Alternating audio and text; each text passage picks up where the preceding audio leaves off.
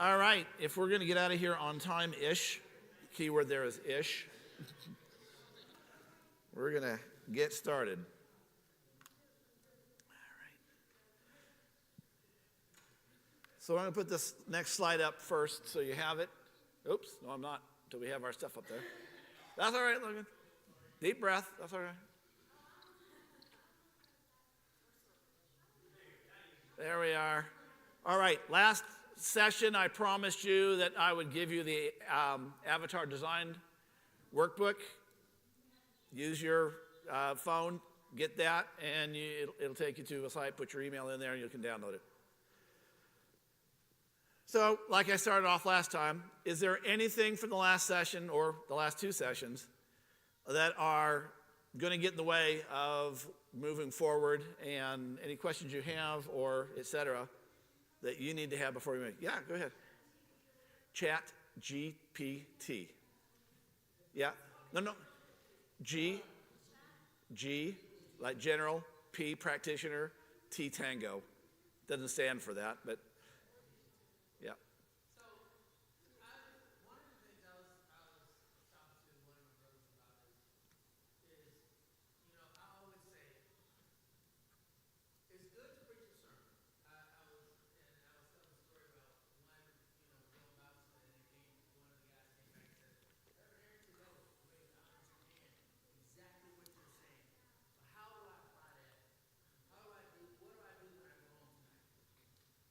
And so, I hear what you're saying, but as small churches, I can see myself doing sermons. I can see myself getting all of the different biblical scriptures and references and all of that. But what do I send them home with?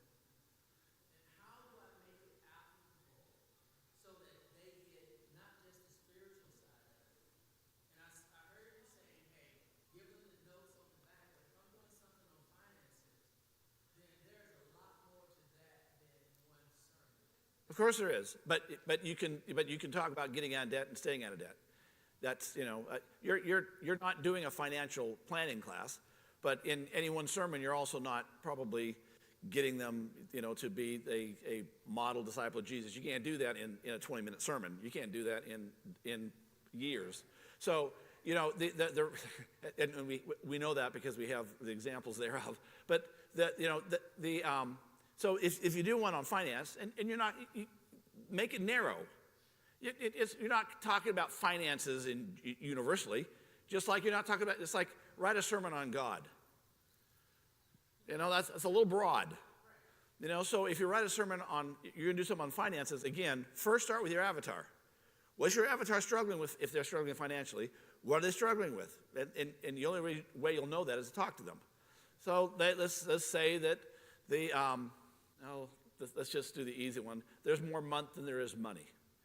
Okay? So you design a sermon series on how to, one week can be getting out of debt and why that's so important. I mean, and it's a biblical concept. And the second week, you can talk about, Paul says, mind your own business, which has nothing to do with the idiom that we use. He's saying, work with your hands, do something. So you can talk about second jobs. You can talk about moving into entrepreneurship. You can something along those lines. How do you make the extra money at the end of the month? Third, you can talk about soft skills. Relationships with people that help get you a promotion. And so you bring it down to sermon by sermon into practical do something. And it's complete scripture. You're just telling them, taking the scripture and moving away from the spiritual woo-woo to the spiritual do this to make a better life. Because the spiritual woo-woo isn't changing anybody. And so, do these 4 things over the next 4 weeks, whatever, and begin moving towards debt-free, go grab Financial Peace. I mean, he's got sermon series out the wazoo that you could grab and steal and et cetera. All of those packages have complete sermon series that all have to-dos. Most of the to-dos are buy my stuff so that you can get debt-free or whatever, and have your, but I mean, emergency fund. You could talk about that on a sermon, about, again, investments and about having, in case of, et cetera, et cetera. There's plenty of stuff in there. You just have to, again, start with them and what they need, and then work that direction. And then, again, tell them this is what you need to do.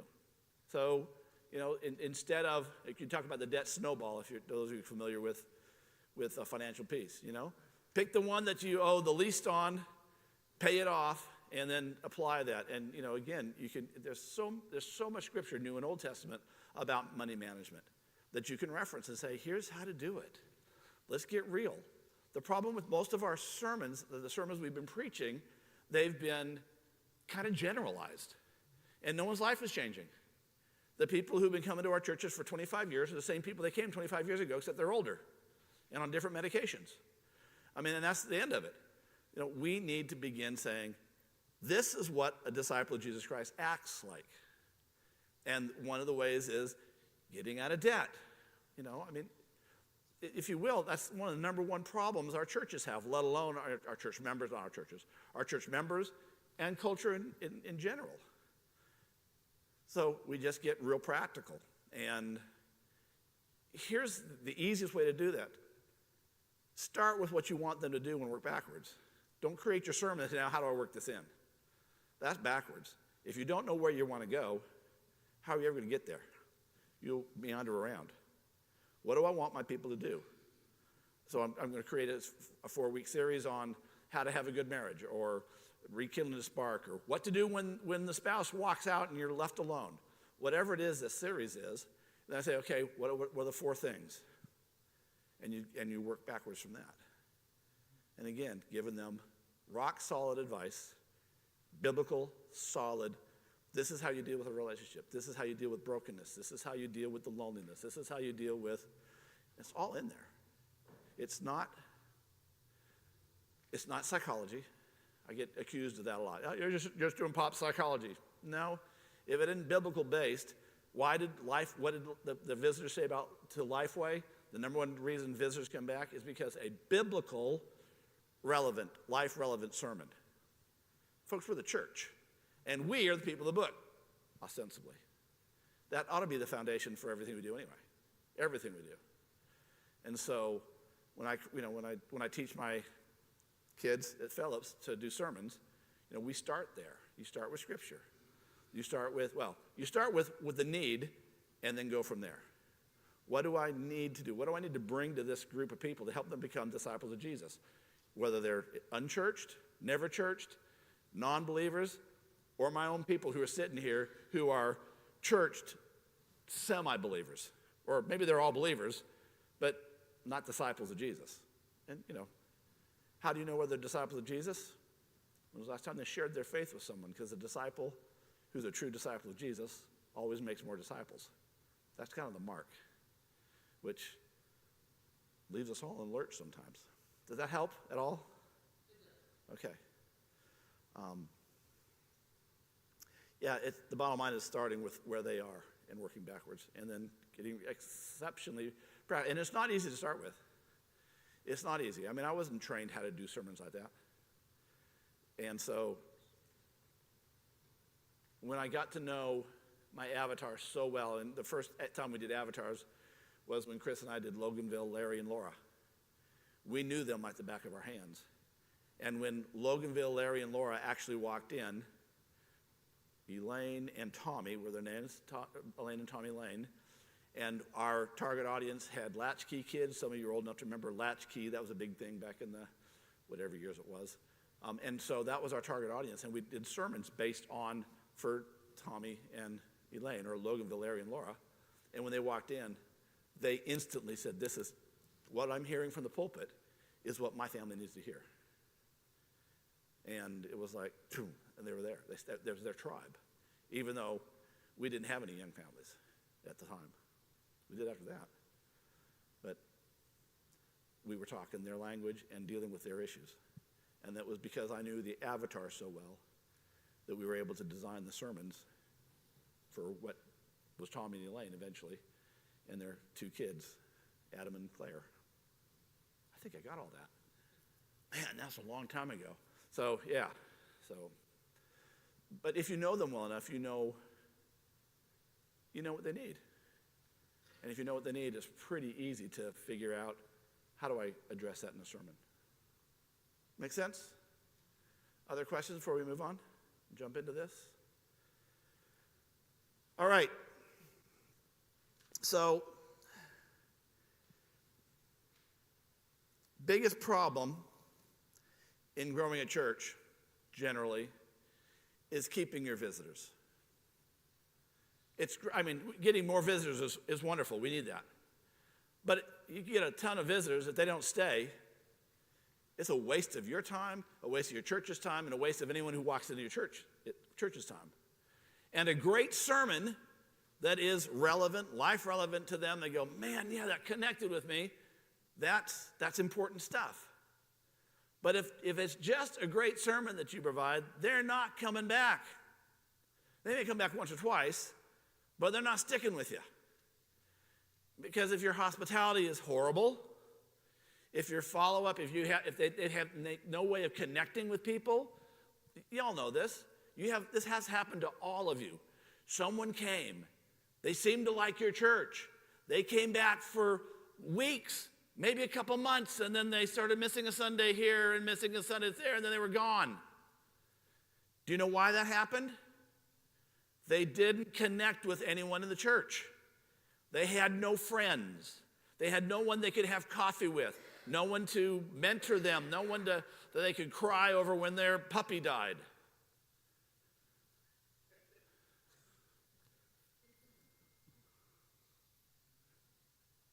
So we have got to do something about that. We've got to close the back door. We've got to close the back door because we have a problem with our guests ghosting us. And so, what do we need to do? Y'all know this guy? Y'all, those of you who do rotating greeters, he shows up about once every 3 or 4 weeks. Why you rotate greeters is beyond me. Because that's what we've always done. I'll stop it. It ain't working. Okay? Find the greeter who's the greeter, not him. But here's the reality. Is your church is not nearly as friendly as you think it is or as your folks think it is. Probably. And we're going to do a test for that. First thing you remember, you heard me earlier that, of first-time visitors who show up at church across the United States, only 15% actually return. 85% don't. In the main line, that drops to 11%. And in churches that have been in plateau or in decline for more than 5 years, it drops to 6%. In other words, the vast majority of people go, yeah, no thank you, not coming back. And they don't. But every church that that's not true. Every church but one that I've ever worked with, the people told me they were the friendliest church in town. Now, that's nice. It's an overstatement because there's only one friendliest church in your town, and I promise you it's not you. Okay? And the reason I know that is probably you wouldn't be at the seminar, number one. But number two is that if you're not keeping over 50% of your first-time visitors, you ain't friendly. It means the majority of people say, you're not that friendly. You're not what I'm looking for. I can't connect. I don't get it. And they're not back. That's for me, one of the greatest things about the Growing Church Network that Vanessa's in. You heard, she's keeping about 60-65%. The average pastor in my group, their churches are keeping somewhere between 65 and 85% of their first-time visitors. I'm going to teach you how to do that. Not hold anything back. They're the ones who are going to say, I went to your restrooms and the stench was like, yeah, no. I brought my kids and 3 people scowled at me because the kid was playing a video game and they went beep, beep, beep, beep. My phone rang and everyone turned and glared at me. Or worse, they had me stand up and introduce me in front of everyone. Your church is probably not as friendly as you think it is. Part of the problem is that we really, really, truly live by the golden rule. The golden rule is a good thing, right? Who can quote it for me? Anyone? Okay, and love your neighbor yourself. All right. Kristen, what's your favorite food? Keep it not dessert. Avocados. Who here hates avocados? Okay. So here's the golden rule. Kristen has you for dinner. She loves avocados. And you're getting avocados. Because it must be true of you that you love avocados because she loves avocados. That's the golden rule. Do what I like. That's the rule we live by in our churches. I like it this way, so everyone else must like it this way too. My dad, when we traveled, he loved, we never missed church. If we were on vacation, we stopped at a church on Sunday morning somewhere, and we went to church. And my dad was a senior research scientist. He was kind of a big deal, and he loved having a big deal made out of him. And so he'd meet the pastor, and of course this is back in the 60s, and back then, people who visited were, they were kind of dignitaries and et cetera. And so my dad would make sure that he would get introduced during the service. And we're crawling under the seats because we're dying of embarrassment. My dad's up there beaming because he thinks everyone loves that. His family hated it. My dad was a scientist, Egghead guy pays no, he has no social sense. He didn't realize the rest of the family was dying of embarrassment. But that's what he liked, and he presumed everyone liked it. And that's what we do as church. Of course, true story. Had a guy who told me, music minister, who told me that the reason that the church that we were at, which was averaging somewhere about 40 or 50 people, he said, the reason we're not growing is we don't have a pipe organ. Really? Really? And he was serious. He wasn't being facetious. He thought that if we put a pipe organ in, we would fill our pews. Diluted. You know what percentage of the population listens to organ music? It's close to zero. You can't even find it on Spotify. Trying to find the organ music channel on Spotify, there ain't one. There's a reason there isn't one. No one likes it unless it's the Doors. And most of you don't know who that is. So anyway, moving on. That's the golden rule. I presume you like what I like. I don't think that's what Jesus meant, okay? Don't get me wrong. I think what Jesus meant was what I call the platinum rule. Do unto others as they would have done to them. Start with where they are. That WIIFM, what's in it for me? Start with what they are comfortable with, what they want, what they need. So the platinum rule is do unto others as they would have done unto them. And there are 4 corollaries. Platinum rule corollary number 1, thou shalt not ignore me. Now, again, going back to talking from the last one, the good morning, welcome to church is not a conversation. And the number one reason, you heard me say this, the number one reason why people or visitors think they don't like hospitality-wise is that I felt ignored. That's the number one complaint that visitors have. No one talked to me. And again, we know they lied. Someone talked to them. Pastor came by and said good morning. The greeter said good morning. Here's a bulletin. Go sit down, shut up. Okay, they didn't do that, except for that one guy back there. He probably did. But that's someone spoke to them, but that's not what they're saying. It says no one had a conversation with me, and I'm going to fix that in just a minute. The second thing is don't embarrass me. Thou shalt not embarrass me. Do not have me stand up and introduce me to the whole group. That Canadian pastor I mentioned in the session or two ago, who was standing everyone up, he's keeping visitors for the first time since he's been pastor of that church.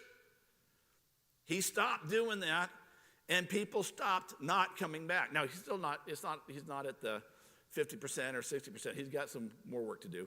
But one of his first-time visitors came back for the first time, and he's just, this is so awesome. They came back. It's like, yeah. So don't embarrass me. Most embarrassed I've ever been. I'm a church geek. Y'all probably didn't know that. I'm a church geek. I know denominations. I know how they work. I know different worship. I love worship styles, etc. I was at a church, a Lutheran church. I was working with them, doing consultation with them, and it was in a daycare center in the gymnasium kind of area of this daycare center where they were meeting, but they were formal. It was in Texas, Plano, and they were a formal kind of Lutheran church. And at the end, I have an iPad with an iPencil. That's how I take notes. And I was at the end of the service, and we were all standing, and I was down here taking notes. And and things are going on around me. They're doing the benediction and the postlude, and I'm writing notes. And I look up, and everyone is turning and faced me. I thought, what the? I'm a church geek, and I'm dying of embarrassment because everyone's turning this way. You see, apparently, when they have Jesus on a stick, I don't know what else you call it. The crucifer is the guy who carries it, and the Jesus on a stick, and they process down with the Bible and all the rest of that. The congregation turns and follows it and faces it all the way. Well, I didn't know that, and I was busy taking notes, and everyone's facing this way, and I'm facing this way, and it's like, let me tell you something. If I was a layperson, and I'd been in that church, and that happened to me, I would never have gone back. I was mortified. And no one told me. No one went. I was horribly embarrassed. They paid me to come back, so I came back. Don't embarrass people. Don't confuse me. We only have one hymnal here. Okay. A lot of churches, in fact, Chris and I were at a church in Ottawa. And they had it was a Presbyterian church, Ottawa brand, Canadian brand. And they had literally, was it 3 or 4 hymnals? 3 different hymnals. And a book of worship. So there were 4 books. Okay, I knew there were 3 hymnals. Did they tell the congregation which hymnal we were singing out for every song? And we did trade? No, they did not. Was it in the bulletin? No, it was not. Were we confused? I guarantee it. We had no idea what to do because no one bothered to take into consideration you might have a guest who doesn't know which hymnal you're singing out of. Another way this is, I love this, is let's all stand. Our Father who art in heaven. And everyone in the room is chanting this. It sounds like a cultic chant if you're an unchurched person. I had an unchurched person say, I didn't know what I walked into. It sounded like a cult. Y'all chanting this stuff. I'd never thought that might be what it sounded like. But it wasn't on the screen. It wasn't in the bulletin. And he was expected to have memorized it. I got bad news for you. Unless you're raised in the church and stayed in the church, you haven't memorized it. Those people out there have no idea.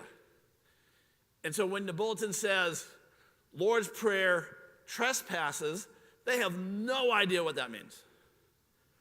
So don't confuse them. Don't embarrass them. And someone over here I remember said, don't overwhelm them. They are not fresh cut meat tossed into the barrel of piranhas. Okay, you need to pay attention to them.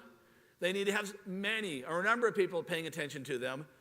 But true story, a pastor who he'd retired, he was looking for a church, and he visited a local church, and he didn't mention that he was a pastor, but it was clear he was a Christian, and it wasn't his brand, he didn't know. He was just visiting, and he was invited to sing in the choir, to come to Sunday school, and, join the board on his first Sunday. A little overwhelming, people, just a little overwhelming. But it happens. Don't overwhelm folks, all right? By the way, those are in order of what people complain about. They ignored me, they embarrassed me, they confused me, or they overwhelmed me.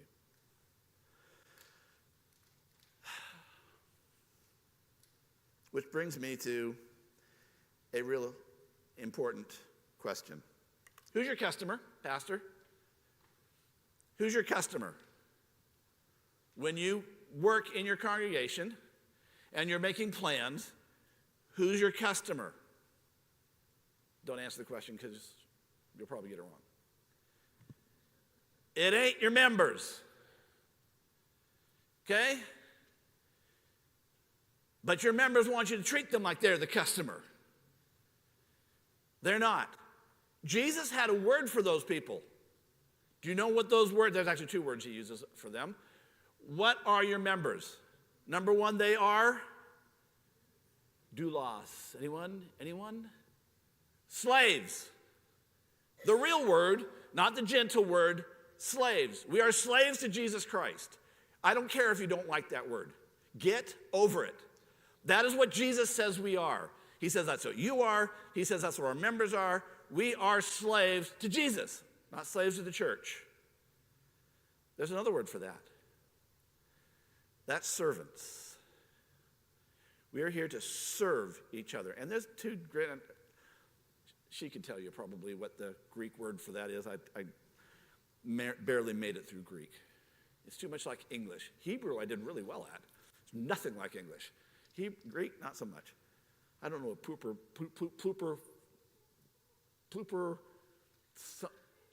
perfect, yeah, that word, compared to, penultimate, whatever. I don't do Greek. But there's another word for servants, and we are there to serve each other. Like I said in the last session, when we do an event, our members are hosts. They're not participants. If they want to participate, go down the street to the Presbyterian Church and then participate. But when you're here, you are a servant. You are a host. You're not here to enjoy yourself. You're here to work. You're here to build connections. You're here to get contact information. You're here to serve hot dogs or whatever. You're not here for you because you are a servant. And we are servants. Our customers are not sitting in the pews unless they're visitors. That's our customer. And folks, we've got to get that message out gently but persistently. That this isn't about them. I've got a plaque on my wall that I give to my network folks, and it says, the response to, well, what about us? And what about us is a reminder that you are a servant of Jesus Christ. You have said that you would sacrifice your life for the sake of Jesus Christ. And it goes on and on and on and on. That you are living this life 24/7, 365 years. Are there any questions? This is who you are as a disciple of Jesus Christ. Man, they don't want to hear that. But we need to help get that across. And not as stringently and stridently as I'm saying, okay? Be nice. You didn't pay me to be nice here. You paid me to help you grow your church. But you take what I say and apply it nicely to your church. Although I will tell you this, the word nice is nowhere found in Scripture, not one time, okay? Nice is an evil word because it overlooks evil. It just winks at whatever bad behavior is. Oh, Ted, he's got a good heart. He's the biggest bully in the congregation. He has run off 4 families, but it's just Ted. Ted has a good heart. He just loses his temper now and again. Ted needs to go the way of out. Okay? Ted needs to be invited to go find someplace. Go join the Baptist church down the street, please. Or, whatever. But get out of our place. That sounds horrible, doesn't it? Where would we find that in Scripture? Matthew 18, 15-17. In red letters, Jesus says, you warn them once, warn them twice, and then you kick them out. Go read it. What does it say? Treat them like a publican. Okay? If you read what that says, it's disfellowship them. Now, Jesus took several verses to say that. Paul did it in one when he wrote to Timothy. Warn a divisive person once, then twice, then disfellowship them. Okay, so if you need it in black and white, you can get there. If you need it in red and white, you get it from the other guy. Okay? The bullies have no place in the church. They need to be removed. Well, what you really need is convert them. That's job one. But you've been trying that, and the pastor before you's tried that, and the pastor before them has tried that. So if they won't be converted, then you either sideline them so they have no power whatsoever and can't create any problems, or you remove them. And you've got biblical precedent. Strike one, strike two, strike three. Bye. Oh, but if we did that, then we'd lose a member, and he'd probably take his family and a couple other families with him. Do you know what I can tell you about that? When they leave, there will be a collective sigh of relief from your congregation. I've never seen it where the giving didn't go up, because now people feel like they're given to something. My church is a safe place to be, and you'll start growing.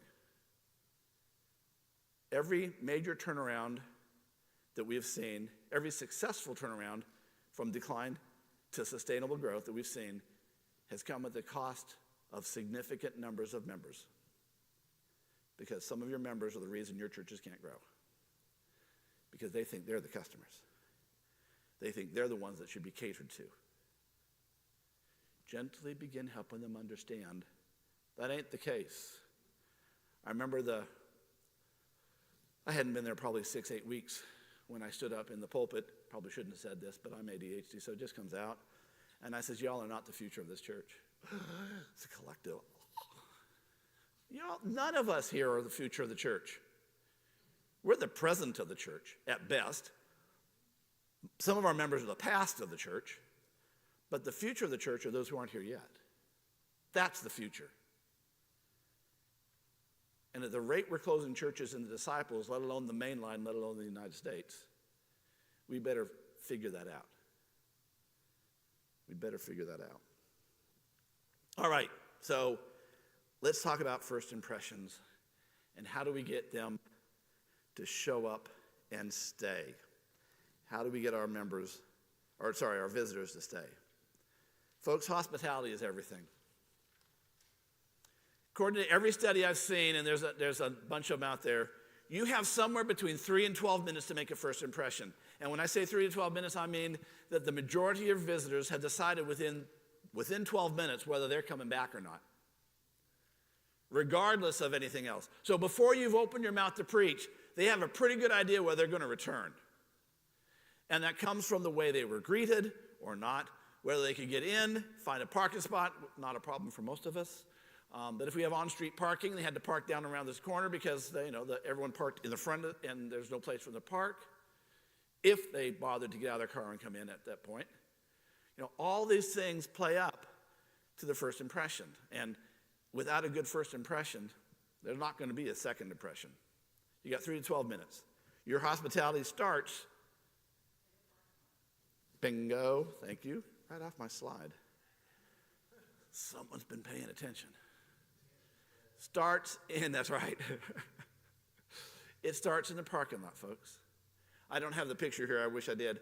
I have a picture of she might have been 20, but I'm thinking she was probably an older teenager. And it was at that church in Independence I told you about that catered to the tweakers and the whatnot.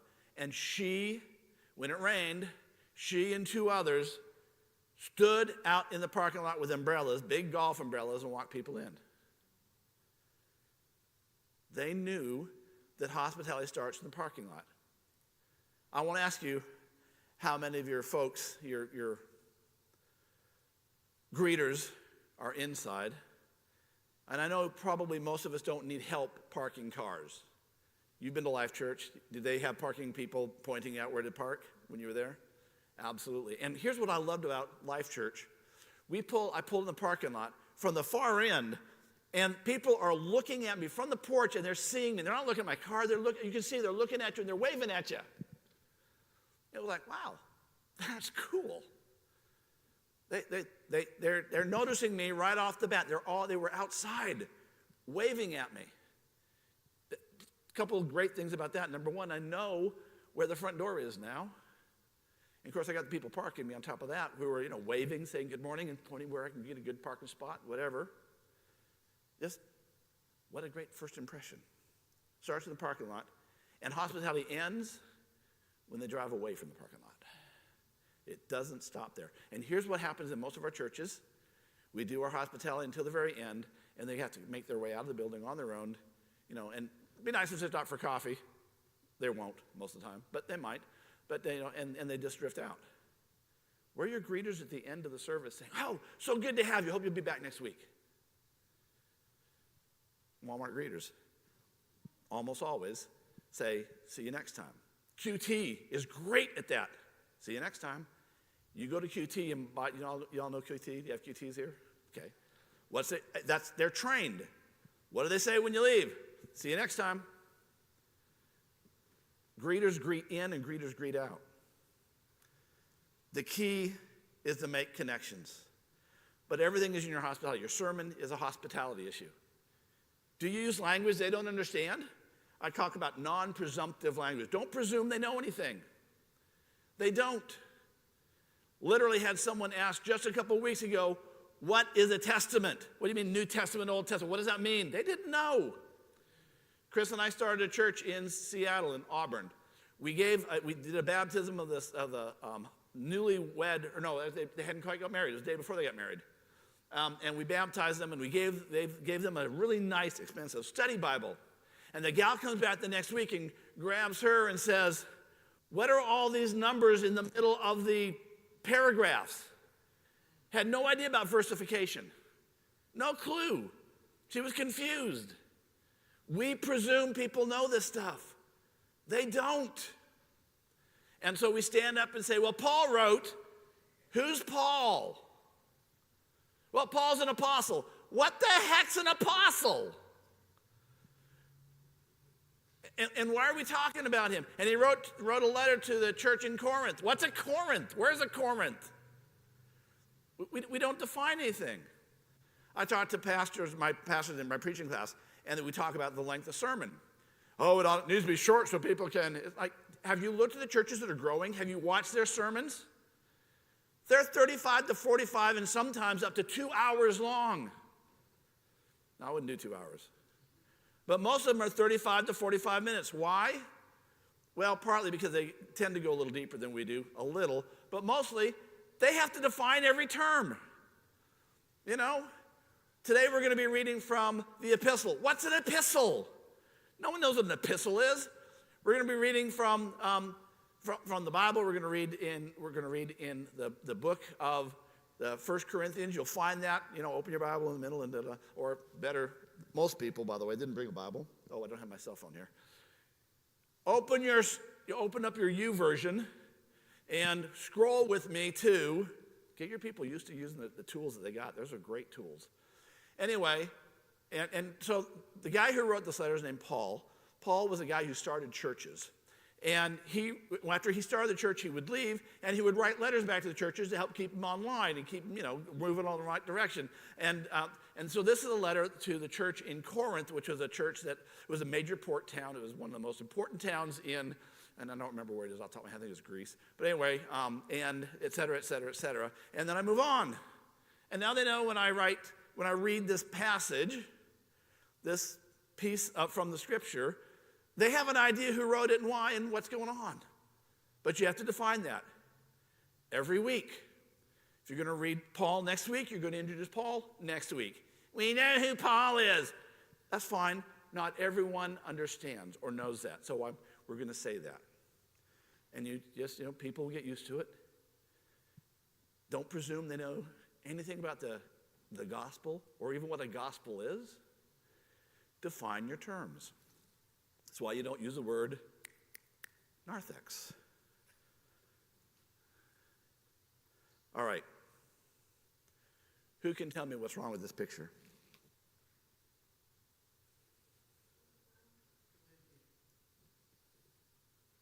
I hope that's not too many people, but yeah, okay. It's kind of crowded there. Where are the greeters? And they're inside. Greeters don't go inside. Your greeters stand outside. Ushers and hosts stand inside. Greeters stand outside. Rain, snow, shine, thunderstorms, probably not with an umbrella if they're thunderstorming, etc. But they stand outside. Why? Everyone knows where the front door is. Everyone knows you're open for business. And they can wave and good morning. We're disciples of Christ because of a greeter. We were Methodists. We wanted communion one Sunday. We had 5 kids. We had instant youth group. We were chased down by pastors. We wanted communion. The Methodist church that we were at didn't do communion but once a quarter. And we just really desired communion. So we dropped our kids off at the Methodist church that we were ostensibly a part of. So and they had a kids program. And we went to the Catholic church in Decatur, St. Thomas Aquinas, to get communion. Because, we knew if we could remember to cut the Lord's Prayer off at the right time, we wouldn't get busted. So we went. The problem was we got there and we couldn't find a parking lot. We couldn't find the front door. And we couldn't find anything that said what time Mass, we know that, was. So it was about 20 minutes, 30 minutes, about 20 minutes before the hour. And we're looking around going, what are we going to do? And across the street was this big, tall, high steeple church, First Christian Church, Decatur. And I said to her, we can go there, and I know that we can get communion, because Christian church disciples always do communion. And my wife says, aren't they a cult? Don't they drink red Kool-Aid?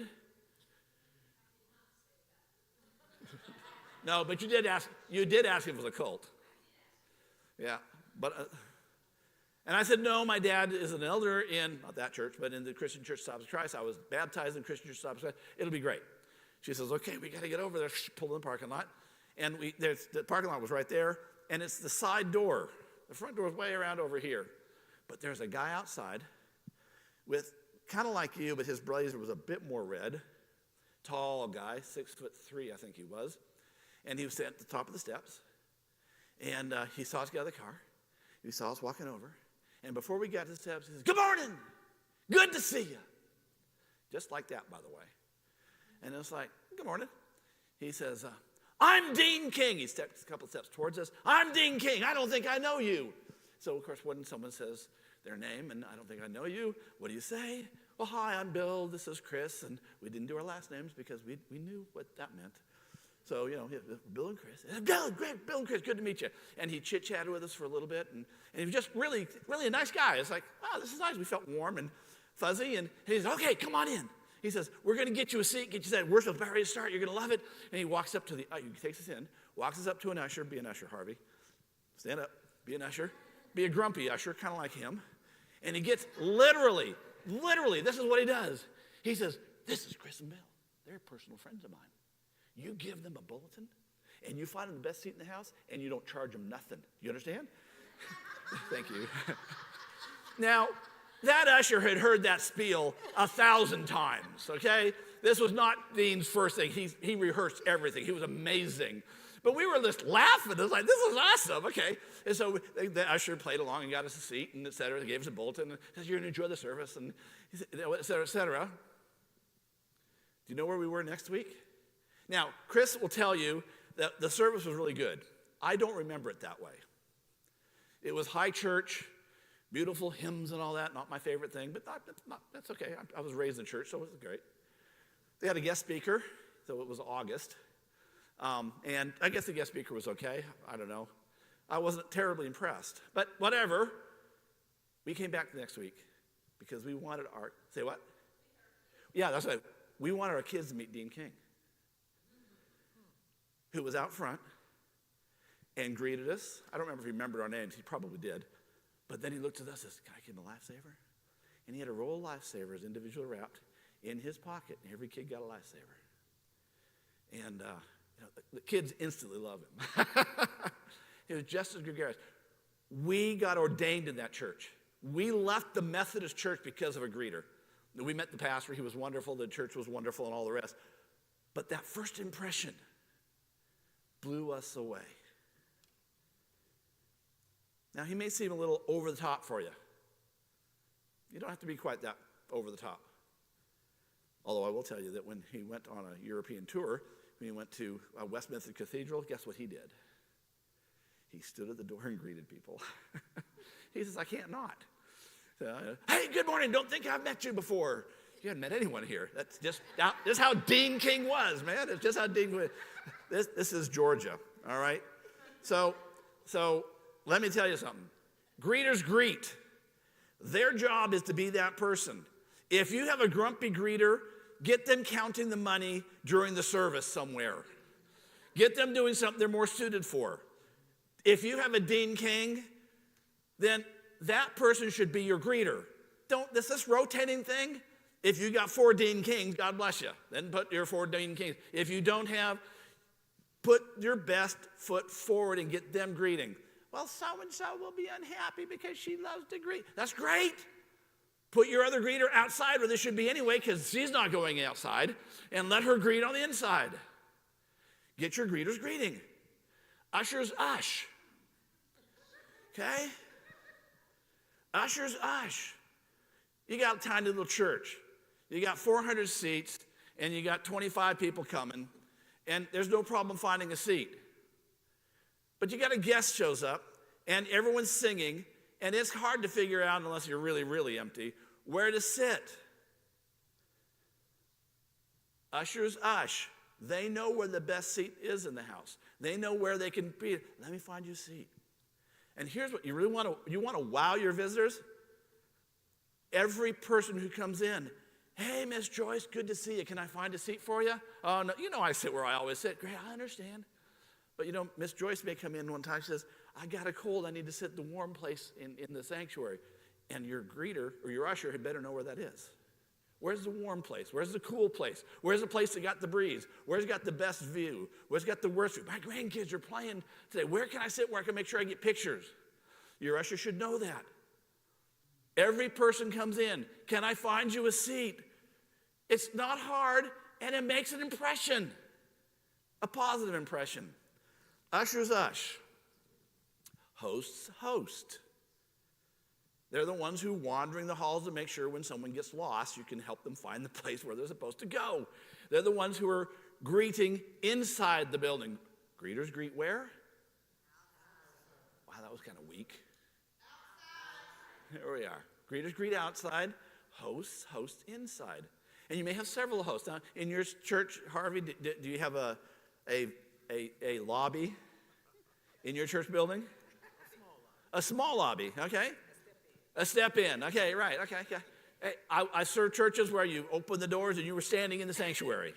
I've been there, so, that's why the question. So you have someone, your greeter outside, waving at people. Hey, good morning, good to see you, Miss Smith. Oh, I'd love to have you here. Oh, can I help get that for you? I'll carry that pie. You won't make it to the fellowship hall, but I'll carry that pie. Greeters greet. They're gregarious. They're the big smile people. They've never met a stranger. Your ushers ush, and your hosts host.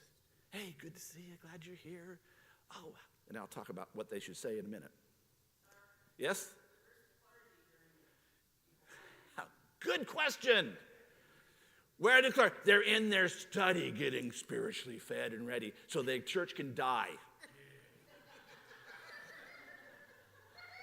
Any of you ever heard of a guy named Kyle or Moyen? Anyone? Y'all should have. He had the largest church in Kansas, Disciples Church. Hays, Kansas.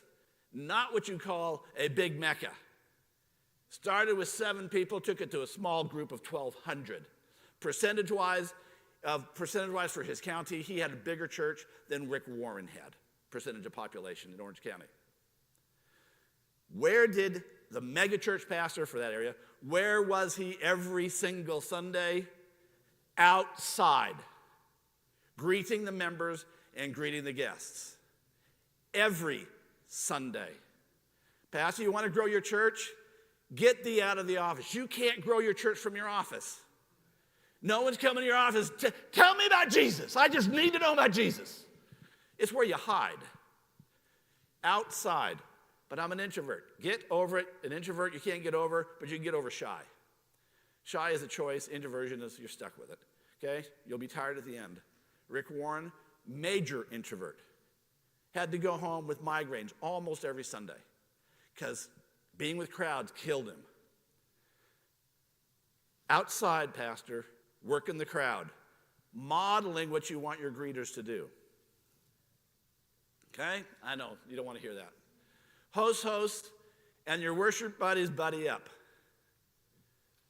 A worship buddy is someone who, when a guest is identified, and in most of y'all churches, you know who that is.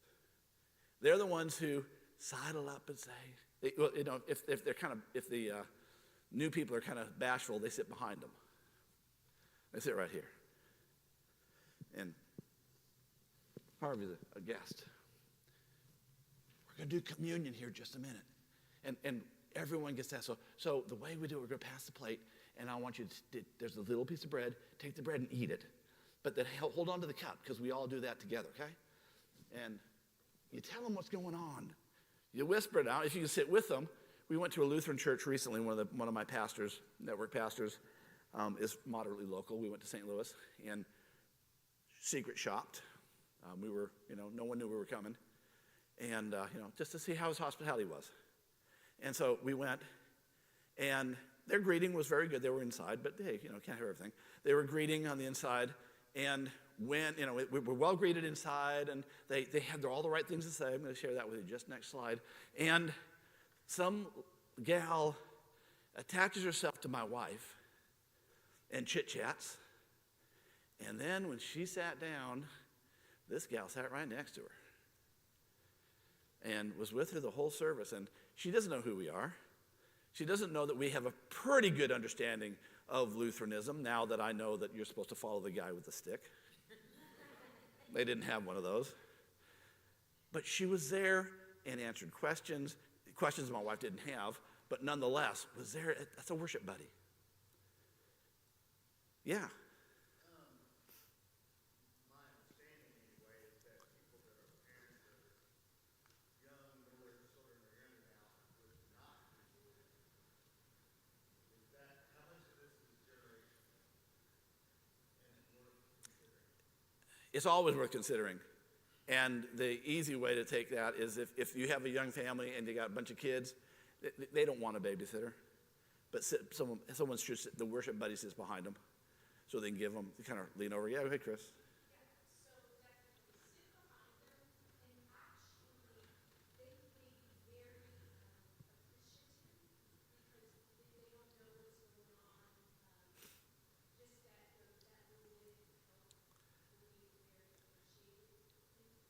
Also putting their mind at ease if the kid gets a little rowdy or whatever. Hey, this is okay, don't worry.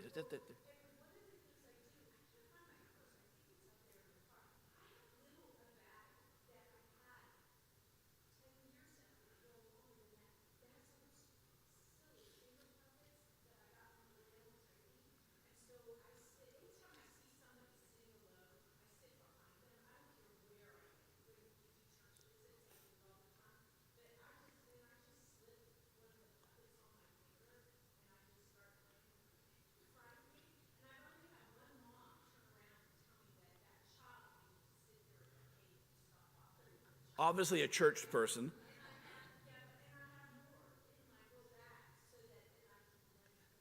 So the kids play with them. So, yeah. Yeah, and again, if anyone looks like they're feeling uncomfortable, just back off. Help people be sensitive. I tell people when you pray with someone, and we should be praying with each other. It's really sad that we don't. I always say, regardless of boundaries training, put your hand on the shoulder. If there's any tension, move your hand away. Okay? But, Jesus touched people. People want to be, hey, Harvey, let me pray for you. And people appreciate that. And if they don't, they stiffen up, then just move your hand. It's, we need to be sensitive, but not overly sensitive. All right, so moving in. I want to talk about the number one concern that visitors say is no one spoke to me. I'm going to teach you something you need to teach everyone in your congregation. This is a conversation. How do you have a conversation? I'm not a conversation. You don't have to be. So someone comes in that you don't recognize. Okay, your turn, Allison. Poor Harvey's getting tired. Hi, I'm Bill. I don't think we've met. Allison, good to meet you. How long have you been coming here? Oh, this is the first time here? Oh, awesome. Let me tell you something. The bathrooms are that way and to the left. Do you know that's the number one question? That's the number one question of a guest. They want to know where the bathrooms are before they have to do the potty dance and figure out who they're going to ask. Number one question. So first thing is, Hi, I'm Bill. I don't think we've met. Teach your congregation this. Second question, how long you been coming? Now, are you a visitor? I get that all the time. It's a little off-putting. Are you not one of us? You know, how long you been coming? Because you never know. Maybe she joined the church 50 years ago, hasn't shown up in 50 years, and you say, are you a visitor? I've been a member of this church since before you were born. Sorry. Or they go to the early service or whatever. I come every year. You don't recognize me? How long have you been coming here? And the last question is, so Allison, what keeps you busy during the week? Now, Allison will probably tell me what she does for a living. But you never ask someone what they do for a living because maybe they've been looking for a job for 2 years and they can't find one. And that's emasculating. I don't care what gender you are. So what keeps you busy during the week? And they're probably going to share what they do for a living. But what you might get is, well, I manage this restaurant down, but I volunteer as a soccer coach for my kids. So you find out what their passion is. Not always, not even normally, but occasionally they share more. And if you've had that 3-step conversation, hi, I'm, A, you got their name, B, how long have you been coming here, and C, what keeps you busy, no one says no one talked to me. Because you had a conversation, you cared enough to have, and if they have a similar version of that conversation 3 or 4 times, this congregation is awesome. These people care. Yeah. It seems to me that it could possibly, even just those 3 questions might be overwhelming. It might be, but here's the deal. You can err on the side of overwhelming the one person. Yeah. Oh, she asked, it feels like that could be overwhelming to some people. It absolutely could be. Here's the problem. We don't do Mother's Day anymore because we might offend 2 people in the congregation, and 98 people now no longer have the celebration of Mother's Day. We have erred on the side of we are going to stop doing stuff that is actually effective. Here's the reality. Probably you're keeping well less than 50% of your visitors a day at this point. Probably. That's the odds are. Odds are none of you keep more than 50%. So if this person gets overwhelmed and doesn't come back, it's no worse than if you hadn't done anything at all. But the reality is, by having that conversation, and to be fair, I've never had anyone feel like they're overwhelmed. And again, be sensitive. If they really do what you were doing, that, then just, hey, it's really good to have you here. And let it go. A little discernment is good. I have no discernment. My wife will tell you that. I got no discernment, so I'm going to bully through the questions regardless. But, I'm ADHD. I won't have noticed that she's dying of embarrassment. I just won't have noticed that. But, yeah, go ahead, Chris.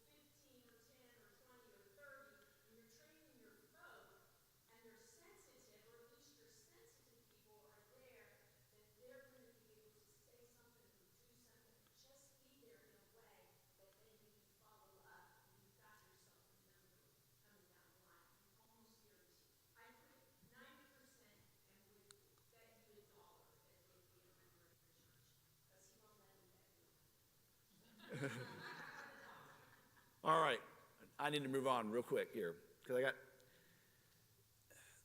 all that helps people get connected. Okay, but the problem is going back to, they don't make a connection for long term, and they don't say, so I'm going to share with you. Oops, I already did that. Sorry. Go on. Is getting connected, it takes more than conversation.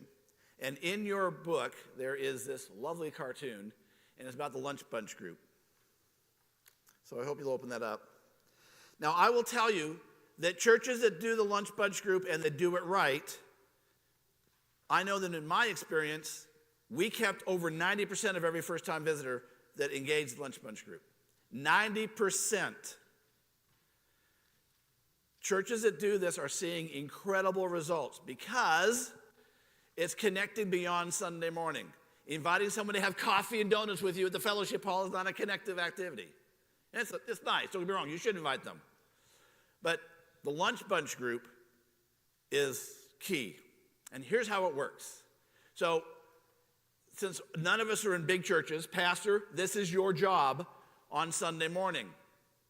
So, Allison is not quite as shy as she was in our thing. And she comes back and we finish service. I'm in the back and she, doing the processional line and you're standing there. And so I'm the pastor. And Allison, so good to have you. I'd really love to get to know you. Me and my wife would love to get to know you a little bit better. And I'd love to take you to lunch, but I can't take you this week. Can I take you to lunch next week? Do you know what she's going to say?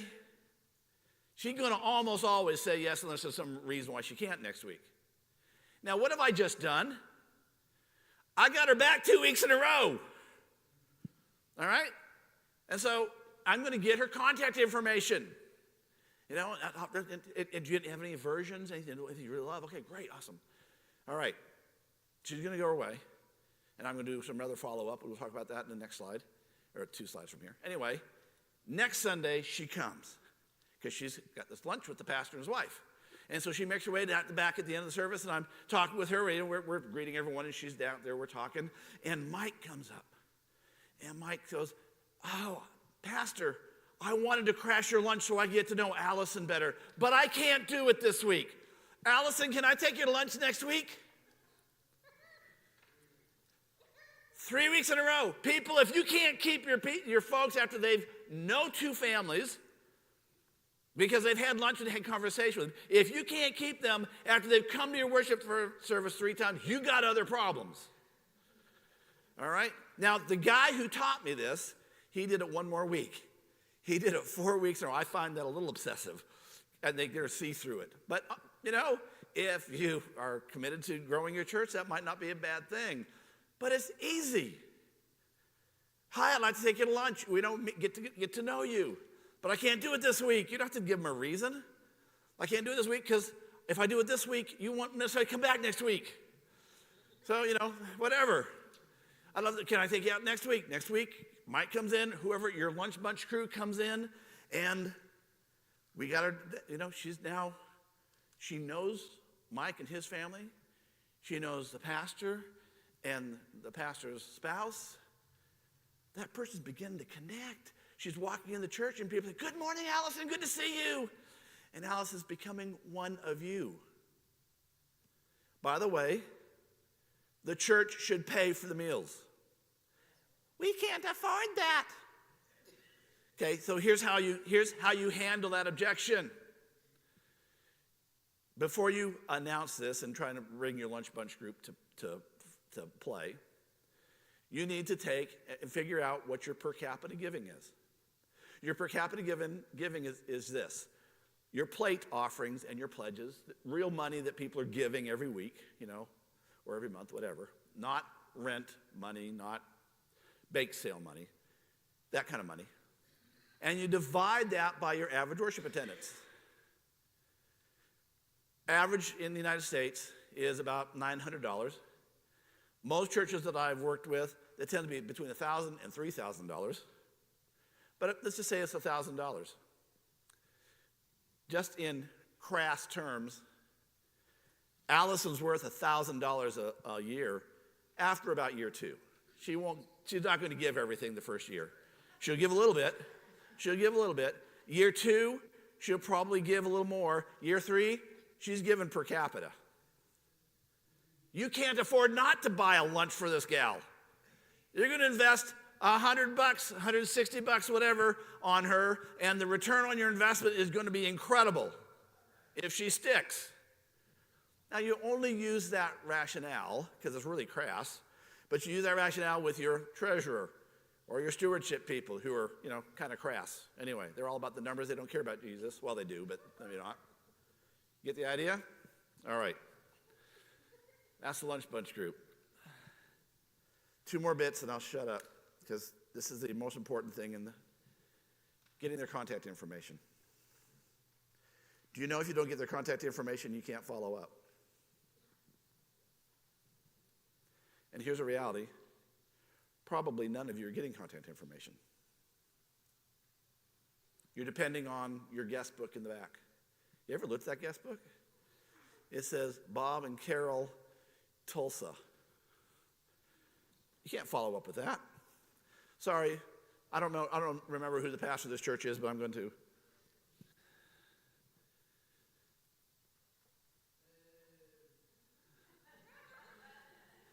Let me tell you about these. We did a study. There's only one way that's worse to get in terms of getting the contact information from your folks, from visitors, and that's to not ask at all. These don't work. And pastor, wherever you are, you know that because you're not getting contact information every week. Because, to make this work, everyone in the pew has to fill it out. That ain't happening. Your members go, Bob, Carol, whatever. They don't fill it out, so why do you think your guest is going to fill it out? They're not. And probably 50% of the time you forget to mention to pass these. This is one of the least effective ways of gathering contact information. Companies are making a fortune on those things, but they don't work. Here's what works.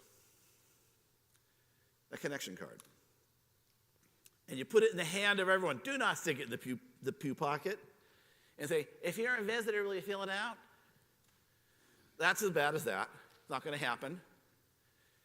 You put it in the hands of everybody, and I mean everybody, and you go to your leadership and you say, it's an expectation that you fill this out every week. On the back of that card is a commitment card. Please pray for la. Everyone in your congregation had better have prayer requests. They ought to be praying for someone for something. So there's no excuse for not jotting something down on that card. And if everyone in the congregation is jotting down on that card at the same time, guess what your visitor's going to do? They're going to jot it down on that card. So here's how it goes. We got Sunday worship going on. How many of you are still passing the offering plates? Anyone? Offering plates? How many of you are passing offering plates every Sunday? Not very many of you. That's okay. You're going to start again, but not for the offering. You're going to take out the connection cards. So we've done whatever we're doing. And I said, okay. I need you all to take a moment, take out the connection card. Yeah, hold it up. Members and leaders had better be holding that card up. Leaders had better. You've had this conversation with them in board meeting repeatedly. If they can't do what is going to grow this church, then they don't need to be on the board. Y'all, you take, yeah, everyone, good, awesome, good to see that, awesome. If you'll take those out for just a few moments, the choir's going to sing in a moment, but I need you to fill them out. If you're a first-time visitor, we want you to fill out the connection card for it. We promise no salesman will call. And we're going to, in your name, if you'll fill out the information, first-time visitors, we are going to give $10 to the food pantry in your honor. We've been able to give $120 this year so far to our local food pantry. We're helping to stop hunger in our community because we had visitors who have filled out the card and have dropped their guests. Don't ever use visitors, guests. Guests who fill out the card and drop it in the plate.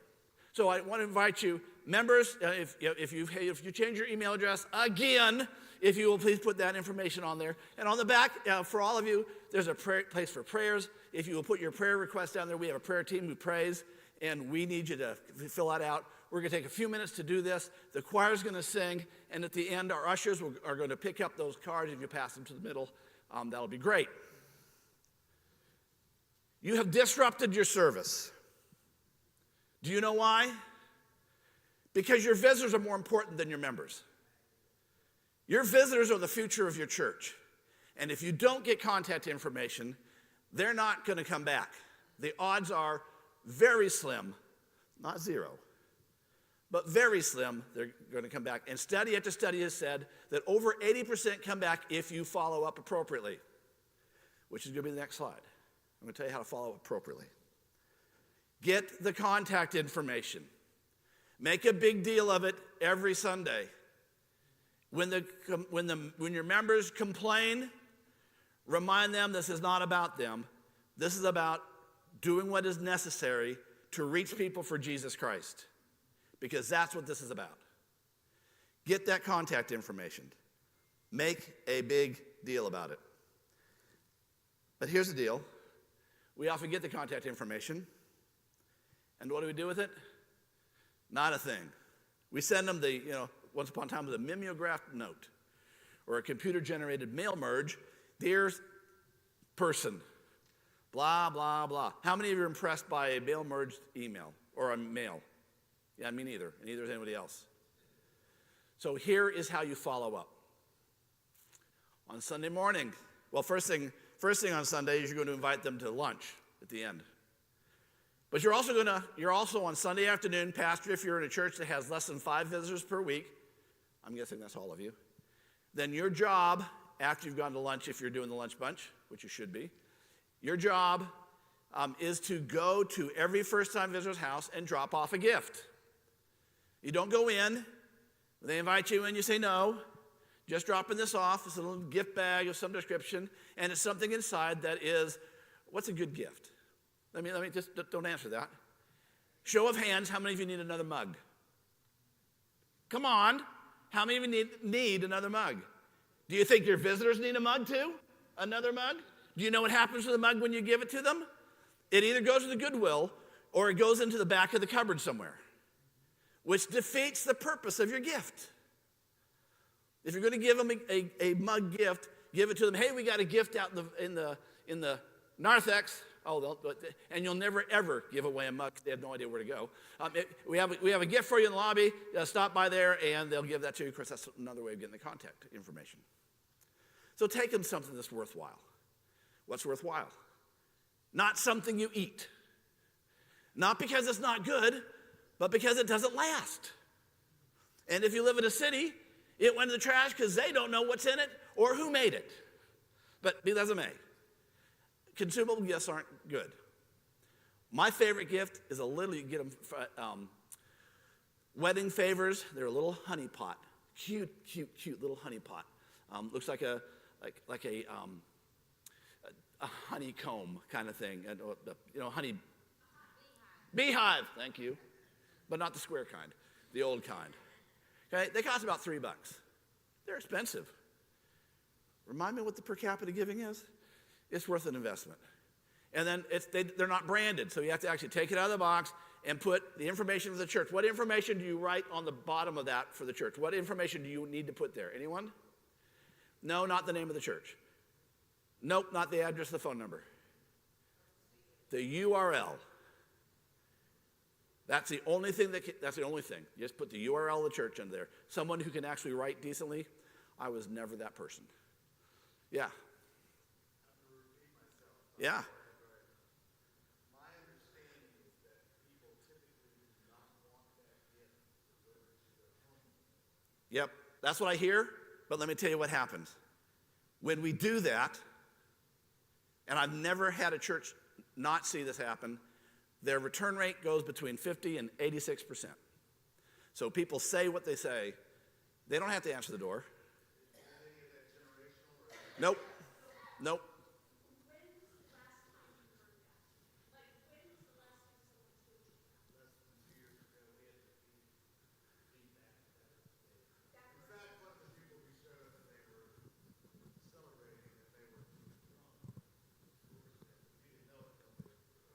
Yeah.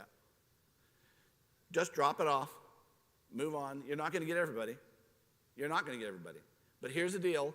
We can not do it because we might embarrass someone or offend someone or whatever, or we can make this work. And the reality is what we're doing ain't working. And I know that this works because I've been doing it for over 20 years. My pastors are doing it today, and my pastors get between 50 to 75% return rate. 82%, 86%, depending on who you're talking to. But 75% is about my average of the pastors who are doing what we say. Drop off a gift. It's a doorstep drop. You just drop it off. There's information about the church in there. If they're not home, you hang it on the doorstep. You should have a business card, and the back should be blank, so you can leave a note. Don't fill it up with lovely Bible verses. Back should be blank. Fill it out, drop it in, and away you go. On Monday, you're going to write a note, a handwritten note. Hey, good to see you. Thanks for being here. La, la, la. Don't forget Sunday I'm going to be talking more about, or next week we're talking a new series about. Tuesday, you're going to send them a newsletter if you have a newsletter list. If you have an email, if you're still sending putting a stamp on it, it's expensive these days, but you send it to them. When do you take someone off the newsletter list? When they ask. You keep them on for the next 12 years if they don't ask. Tuesday, send a newsletter. Wednesday, you do nothing because they're going to get their letter. On Thursday, you send what I call an intro email. It is a long email. You write it once and save it on Google Docs so you can paste it in. And it introduces the church. Here's my staff. Here's the mission of the church. This is where we're going. This is what it's about. This is what we do. We got this event coming up. They're not going to read it, but they'll save it for information later. On Friday, a layperson makes a phone call, says, hey, it's good to have you here. Hope to see you Sunday. And on Saturday, you send them a text. Oh, but that's stalking them. How's what you're doing now working? I got news for you. It ain't. And I got news for you. That works. Is it work? People, if it wasn't work, every church would be big. It's a lot of work to grow a church. But that works. All the stuff that I shared with you works. Yes, there's objections. We can object till the cows come home. But the reality is, if you want to grow your church, you're going to have to do something different, because what got you to where you are ain't going to take you to where you need to go. It won't take you to the next level. You're going to have to do something different. And I can tell you, when you're working with unchurched Bob and Barbara, that works. The lunch bunch works. The conversations work, because people get connected. Questions? Here's what I ask. Again, bicycle bias from the very beginning. Give it a try for 6 weeks.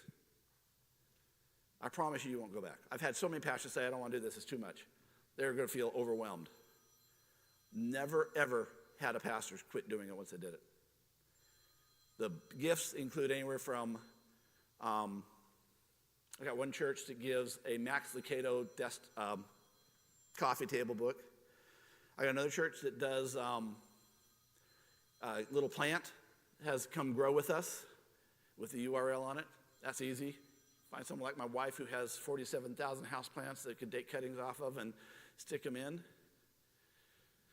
You know, everyone should have a pathos in their house.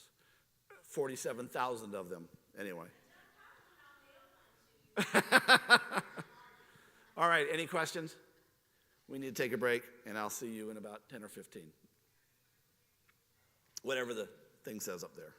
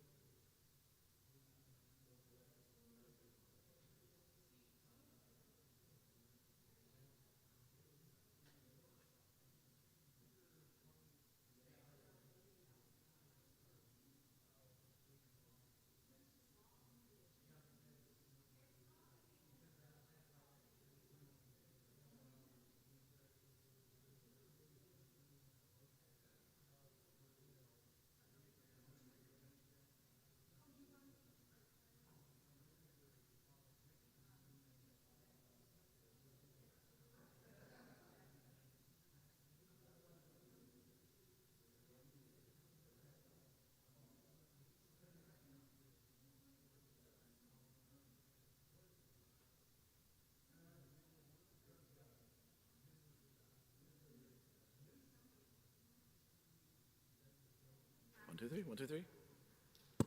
Oops.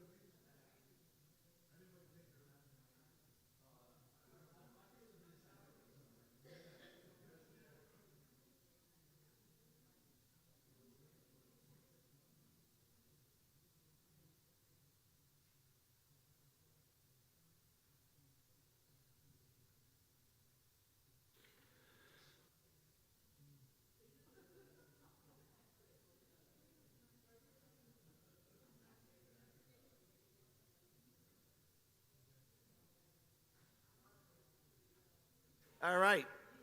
The clock says it's ticking. So we're going to get started. So far, mostly what we talked about is why people don't come to church, why people do come to church, how do we keep them when we get them, and so on. I mean, that's really what's about. How do we hang on to them, and how do we build a module 2, or sorry, I got modules in the head.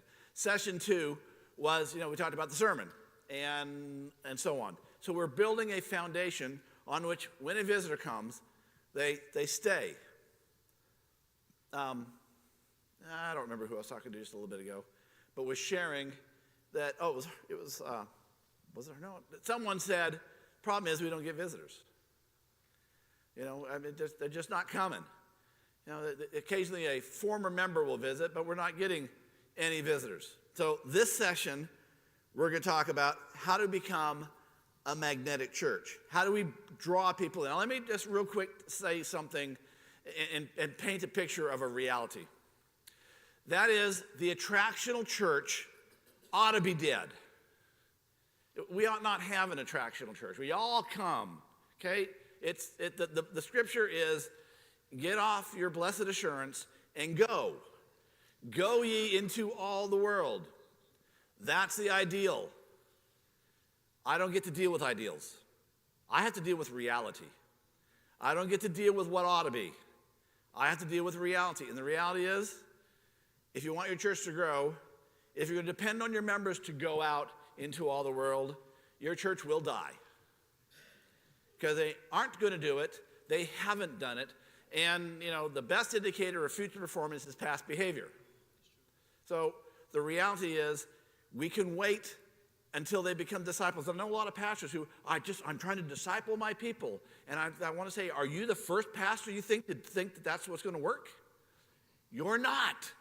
There have been pastors trying to disciple these people for generations, and they're not disciples now. So the reality is that if we're going to grow our churches, we have to have magnetic churches. We have to figure out how to get those people out there to come in here. Now, I'd love the idea to say, I'll teach you evangelism. I teach evangelism at Phillips, and I can teach you how to do evangelism. But the reality is that most people aren't going to do it. And it's a slow process anymore. In the 1960s, 1970s, 1980s, everyone knew the meta story. They knew the Jesus story. Now, not so much. Saw a true interview with someone, and they was like the man on the street kind of interviews, and they asked this guy, random guy on the street kind of thing, and they says, what can you tell me about Easter? And the guy says, isn't that about a guy who comes out of a grave, and if he sees his shadow, then, and it's like, the guy was serious. He didn't know. People don't have that story anymore. And so we're going to have to just deal with reality that if we're going to grow our church, we're going to get people from out there to show up, and they don't want to come. Your target audience are people who didn't want to be at church last week. Everybody in your community who wanted to be in church last week went to church last week. Okay, I know, there's 3 shut-ins and 1 person incarcerated and 4 people sick. Okay, bell curve, people. Nobody wanted to come to your church last week except for people who showed up, and that's true of your town. The majority of people in your town did not want to go to church. That's a reality. It's a reality you have to face, and they're our target audience. And so again, it goes back to, what are we offering of value that these people will go, oh, maybe I need to check this out. That being the case, once you have something valuable to offer, don't do this until you do. But if you have something, you got your 6 months worth of sermon series, your message series that are valuable to your target audience, then it's time to do what it takes to start growing your church. And that's getting the word out about what you do. It's about building a reputation with your church. Reputation will not grow your church on its own. Okay? But a good reputation can be very helpful. And I know some of you think everyone in town knows about your church. I got bad news for you. Most people in your town know nothing about your church. Every time I go to do a consultation, part of what I do is I ask the pastor and the group, the folks, what do people think about your church? They'll tell me all these things about what the local community thinks about. And then I go ask the local community, and you know what I get? Truly, I get this are they still open? I didn't know there was a church there. Most of you have no reputation in the community whatsoever because they don't care. You got a stellar reputation with the Baptist church down the street or the Presbyterian across the way or whatever, but remember, they're the minority of your town. The majority of your reputation doesn't precede you. Now, if you have a really mean church, maybe you have a reputation, but probably not. I worked with a church that had a huge, not just a food pantry, they actually had a full-time social worker on staff, and they gave away food and clothes, and they wrote checks for rent and electricity. There was a huge deal. They had lots of money. They were doing great things, and they were sure everyone in town knew about them. I went to a Hardee's across the street and said, I'm going to that church. Now, this is right there. Across the street, they can see the church. I said, I'm thinking about going there later on this morning to go to worship. What can you tell me about that church? Nobody in that room knew anything about the church except for one guy who said, oh, they sandblasted their building a couple years ago. Now, these are the people who are likely to have been patrons of their goodness, but they had no idea. 4 of the 5 invited me to go to the big church up on the top of the hill that had this really stellar reputation, a big box church that, oh, everyone, you don't go there. You should go up over here. It's because that church had a reputation. Folks, you can build a reputation for your church. But do you know how to build a reputation for your church? What does it take to build that reputation? Well, that's what we're talking about, magnetic churching today. And let me just say, all of you who are pastor, just for a moment, take your phone out. Really, take your phone out. Turn your camera on. No, don't take a picture of me. Turn your camera on. Hold your phone. Put it on selfie. Selfie, take a picture of you. Okay? Okay? I'll wait for our Prez people to get on board here. All right. Who is responsible for growing your church? You're looking at it. That's the person responsible for growing your church. It is not your congregation. If your congregation could grow the church, they'd have done it by now. They're not responsible for growing it. Now, don't forget they have a part to play. And I'm going to talk about that in a minute. But if you're going to grow your church, that picture you saw of yourself in it, you're the one that has to do this. You have to become the church growth catalyst of your congregation. I exist personally. My mission statement is to help pastors in stuck churches to become their congregation's church growth catalyst so that they can stop managing members and start transforming lives. That's why I exist, and it has been why I exist since I was 24 and actually decided to go into ministry after the 2x4 up the side of the head. That's what I do. And the reason, my dad was a chemist. I can't barely spell chemistry. But the one thing I remember that my dad pounded into us was the catalyst in a chemical process is something that causes a reaction and is unfazed, is unchanged in and of itself. So you boil water, the catalyst is the heat. You take away the heat, what happens to the water? It stops boiling. You put the heat on, the water boils. A catalyst is something that you add to a stable mix to make it unstable or to get a reaction. You're the catalyst. That means that as long as you are doing what it takes to grow your church will ultimately grow. And the moment you stop, what will happen? It will stop. It won't stop immediately. Have you ever got water really, really hot where it's really, really boiling and you turn off the heat? It slowly, it's not real slow, but it bubbles, and slows down, and then it comes to a stop. It won't happen overnight, but it'll happen. You're the catalyst.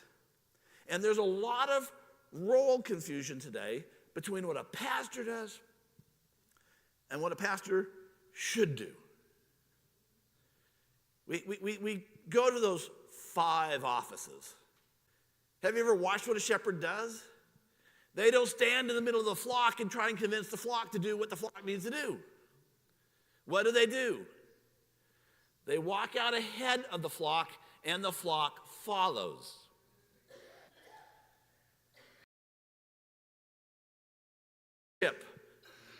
You go ahead of the flock, and the flock follows. We have a real misunderstanding about what a pastor is supposed to do, what a pastor does. We call it pastoral care, which is a bad word. It is. It ought to be a 4-letter word, but it's a bad word because when we have child care, who gets taken care of? When we have pet care, who gets taken care of? When we have pastoral care, who gets taken care of? Anybody but the pastor. Okay? Because we're the customers and we expect you to take care of us. Show me the biblical model. Show it to me. He gave them pastors and teachers to do what? Ephesians 4:11 to 13. To do what? Come on, folks. You all know this by heart.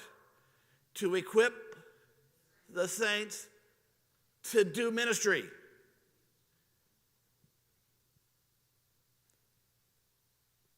You want to see an example of how it works?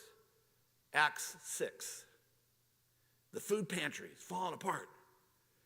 The Greek widows aren't getting their fair share. By the way, just a reminder, that food pantry was for the church members. It was not for the general public. There is no mandate to feed the world. Well, what about Matthew, whatever it is, that's 25, I think. This says the sheep and the goat. Have you ever read that passage all the way through? When you do the least of these to my, anyone? Brothers and sisters. And nowhere in Scripture are brothers and sisters called unchurched people, non-believers. Defined in John 1 very nicely. Paul also defines it repeatedly. Okay, our job is not to take care of the world. We can't. It's not possible. Okay, that's not to say don't do good things, okay? But you got to leverage them. But let me come back to the food pantry. The food pantry is falling apart, and the elders of the church, the board, comes and pounds on the door of the church office, says, "Pastors, you got to fix this. There's a problem with the food pantry. We need you." And what does Peter say? Excuse me, not our job. I got other things to do. I'm here to grow the church. I'm here to lead in word and prayer and, reaching out to get the people outside so we grow this church. So what I want you to do is go find 7 guys. Sorry, ladies. Back then it was guys. Find 7 guys and give them the job. And they can do it. Because it's not my job. That's the biblical model for the pastor. And then you get out on the road. You cannot grow your church from your office.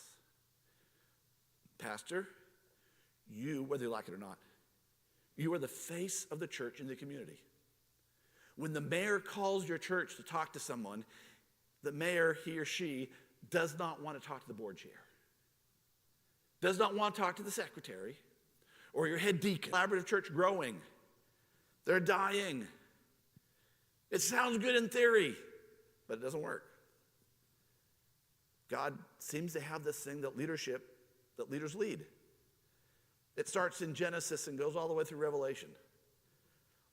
We're people of the book, right? So maybe we ought to pay attention. Leaders are expected to lead.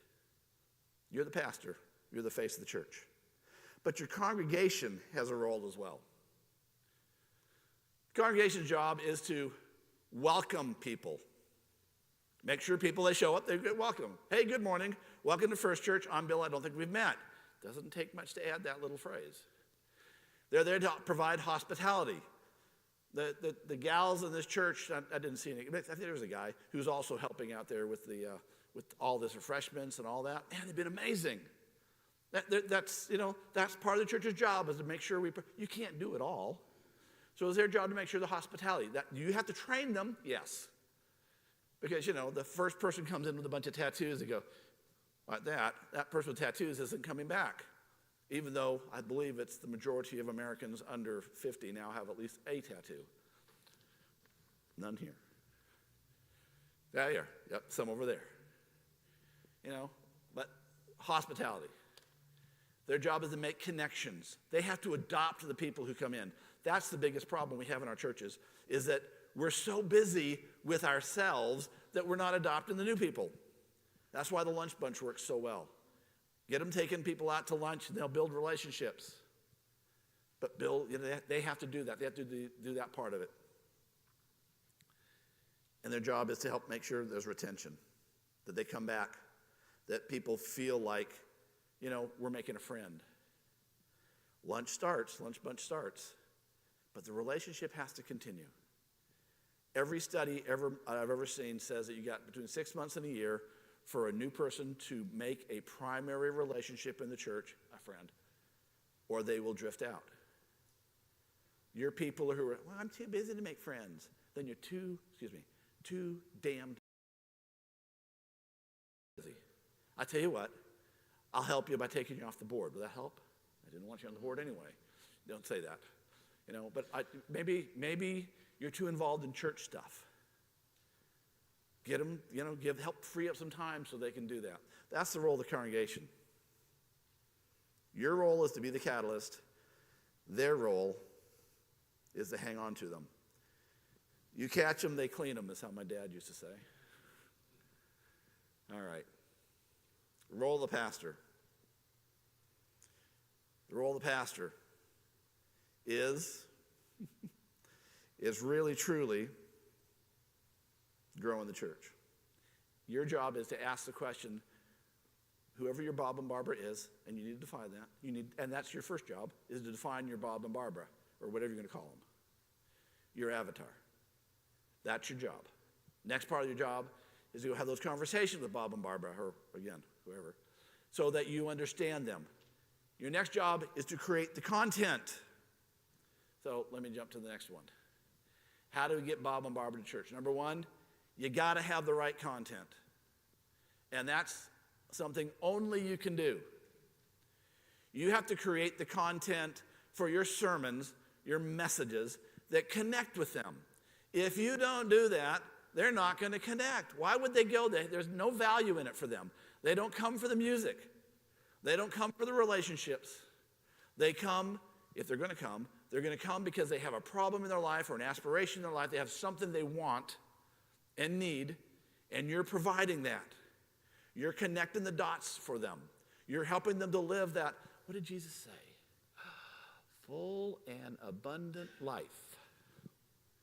And I don't think when Jesus said, I'm here to give you a full and abundant life, he didn't mean you'd have a really wonderful worship and devotional time. But he meant it. That life would be full. that life would be abundant. That doesn't mean you're rich, although, let's be honest, if we got our average member out of debt, they'd feel pretty rich. They'd be able to pay all their bills and probably even take a vacation once in a while. That's not true of everyone, but if we just got our people out of debt, you know, that full abundant life would be at least more accessible. So we provide the right content. And they go, yeah, I want to hear that. Provide the right title. I'm talking about sermon titles and series titles. Because here's the deal. You can provide great content if they don't know the content's out there. They're not going to show up. So you have to create that right title. And that's the hardest thing. I told you that. And y'all saw lots of good titles, some of which really sounded good. Finding peace in chaos. I mean, what's wrong with that? Because it's not going to resonate. We have to learn to put ourselves in. This is why you have to get to know Bob and Barbara so well that you can think like them. But the only way that happens is if you're spending time with them, getting to know them, really understanding them. And then you can say, and if you don't have the ability to project like that, go have that conversation. Say, hey, here's my sermon series. This is coming up. Can you tell me, does this resonate? Would you come to this? They're going, I don't know what that means.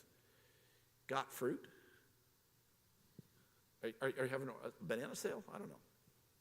So you have the right title. Once you have the right title, then you got to have the right marketing.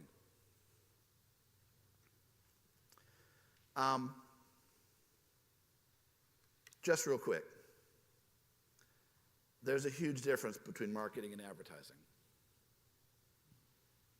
Marketing is about building your reputation. One of my favorite marketers told me that the best definition of marketing he'd ever heard, and I agree with him, is the rule of marketing is to make friends. It's to build your reputation. So when people hear about you, they go, oh. So generally, let's talk about church. What do you think people think of when they hear the word church? Is that a positive response? Sometimes. Yeah, sometimes, for both of them. Then the other 98 go, yeah, not. How about Christians? Sometimes. Say what? Bad connotation anymore. I have a professor back a long time ago who refused to be called Christian. He says, I see what goes on. He was as Christian as they come. He was a disciple of Jesus. But he says, you don't call me a Christian. I don't want that title. That title is... There you are. I love your Christ. I don't like his followers. Yeah, Gandhi said that. So, how do you build a church's reputation? Shameless plug. There's going to be 2 of them today. This is one. 101 things you can do to grow your church. This was not written for any of you, except for those few of you who are lay people. This is 101 things that your lay people can do. I wrote this book because I had a lay person said, I need a church growth book for lay people. Do you know there aren't any out there? And so I wrote, this is 101 things that your people can do to help build the reputation of your church, help invite people, et cetera, et cetera. It sounds pretty self-serving, but every family ought to have a copy of this, and you all ought to be pushing it in terms of, what are you going to do? There's 101 things. Take a drive and grow your church. Oh, bumper stickers. Be a flower missionary. Make a date. 101 things that you can help get your members to begin building that reputation in your community.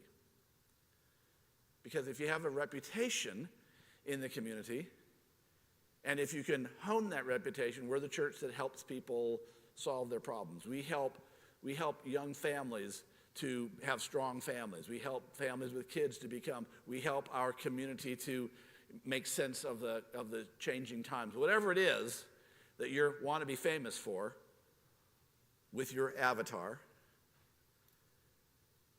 your congregation helps build that reputation. When someone needs something that you're offering, they have a good feeling about you. So marketing. Oh, church reputation. And here's the one that pastors hate to hear. Networking. Pastors, how many of you are members, your church is a member of the Chamber of Commerce? Excellent. Excellent. Pastors, how many of you go to the ambassadors meetings, to the ribbon cuttings, to the networking meetings. Why bother have a membership in the Chamber of Commerce? So you can stick that plaque on the wall? The whole point of being a member of the Chamber of Commerce is a network. You're the face of the community. You should be out there. Go ahead. 11 new members from her ribbon cutting ministry. She goes to the ribbon cuttings.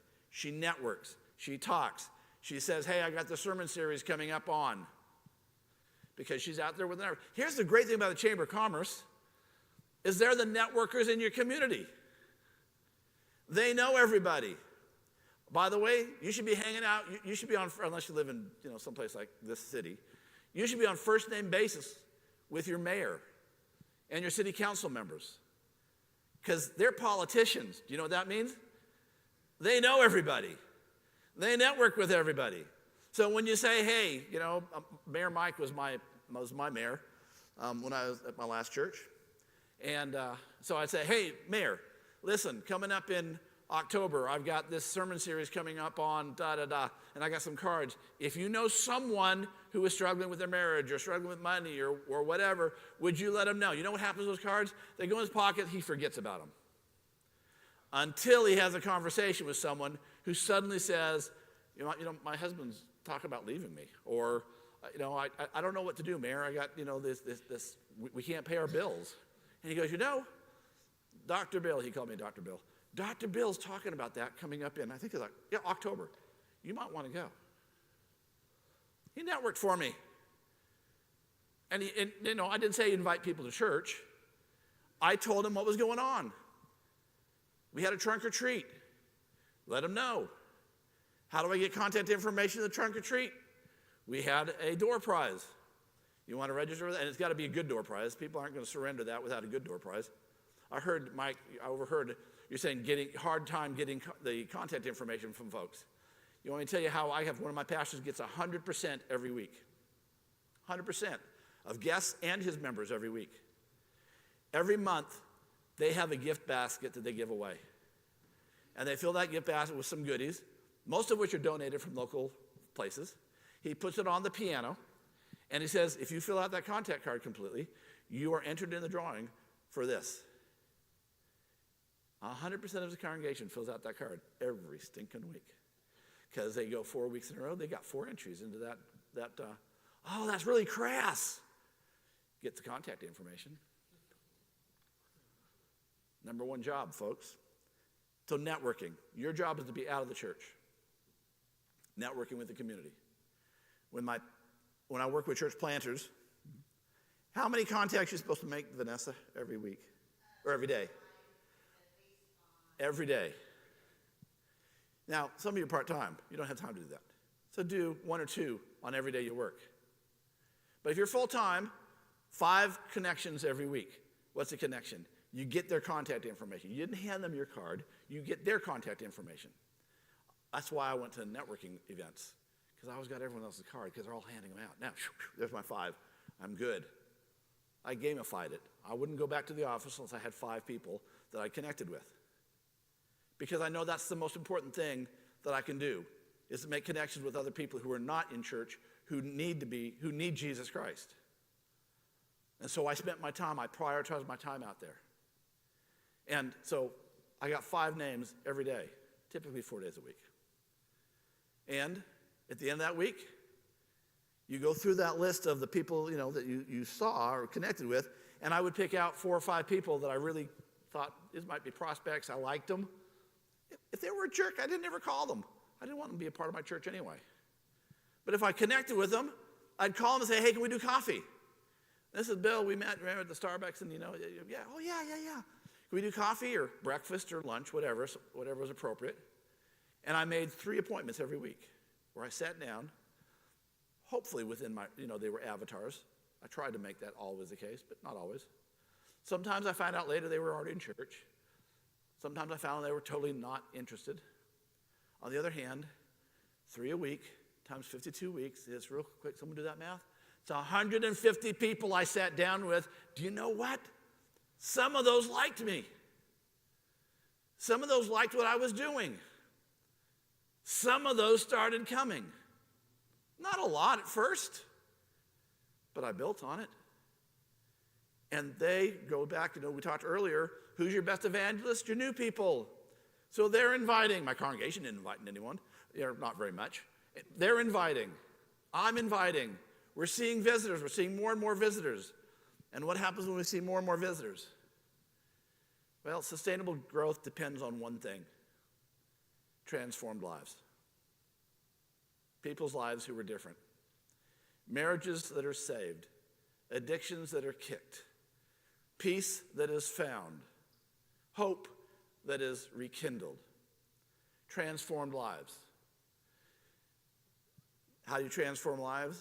By offering value-laden, life-transforming, call to action sermons.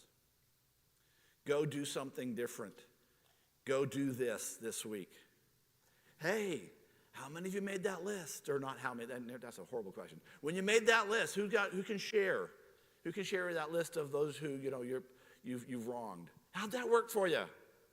And you're calling them into accountability, and people's lives are beginning because they're being changed because their behavior is different. What did you read in Scripture this week, Harvey, that intrigued you? People are reading Scripture. You're helping them become disciples of Jesus because you're asking the tough questions. Value-laden, life-transforming sermons. Personal connections. People are beginning connected with people who are of the faith, who are sharing about their faith, who are sharing how life works with them, how prayer works with them, etc. Not being over the top. Those kind of people just are icky. Praise Jesus. Praise God. It's like, well, please stay away from me. You embarrass me. I want nothing to do with you. Someone who says, man, I was struggling, and I was praying, and this is what I heard. Really? You hear from God? Yeah? Is it audible? I don't understand that. What do you mean you hear from God? And it comes up in conversation. I tell folks, if you're in the Word, if you're praying, all this stuff just kind of bubbles out in conversation. Train your people, disciple your people, help them, but you have to don't wait to grow your church that way. You're growing the church, but you're discipling. I don't have time to talk about small groups and how small groups transform lives unless you're studying 40 Days of Purpose. It's a wonderful book. But they finished the book, they're done with the book. We're watching right now video. That's great. I love right now video. It's wonderful. Doesn't change any lives, but it's good stuff. What did you read in Scripture this week that intrigued you, Harvey? In the small group. And when everyone's gone around, you take what had some energy around it, and you do a Bible study about that on the spot. So what did you like about that passage, group? What did you not like about that passage? What new thing did you learn about that from that passage? What's God asking you to do from that passage? What are you going to do about that? And someone writes all that down. And next week we get together. Hey, Harvey, you said you were going to call and talk to someone as a result of the passage we read. How'd that go? Nerlene, you were going to you were going to call your grandkids or whatever. We go around and we ask the questions. And then, hey, what did you read in Scripture this week that intrigued you? And here's the thing: is lives begin to change because we're holding people accountable. We're doing this stuff. They have personal connections. Oops, wrong direction again. There we are. Discipling. I just touch on this. Every church should have a recovery group. I believe that in my heart of hearts. You can do, I love Celebrate Recovery. It's a real pain to get into. Lots of rules. Takes over a year to get in. But life recovery groups, you can find it online, is very inexpensive, easy to get in. Jesus is the answer of the 12 steps. Works the same kind of process for your hurts, habits, and hang-ups. And you want to see lives transformed? Get people in recovery. You'll have stories that go forever, which is you'll start doing baptisms, and this is how it works. You have a life transformation. It only takes one. You begin talking about it. You share the story. You talk about the life that's transformed. You get them talking about the life transformed. You get them to video it. You know, someone whose life's transformed, they don't care who knows. They want everyone to know that their life is different. Their marriage was healed.